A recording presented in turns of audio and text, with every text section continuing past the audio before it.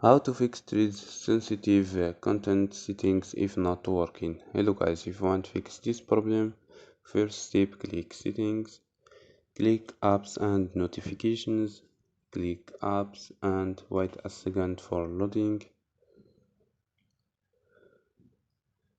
Scroll down for search app or click here for search. Go to force stop, click OK and go to storage, click clear data and click OK and click clear cache. After these steps, go to data and turn off mobile data and turn on and turn off Wi-Fi and turn on. So don't forget like and subscribe. Bye.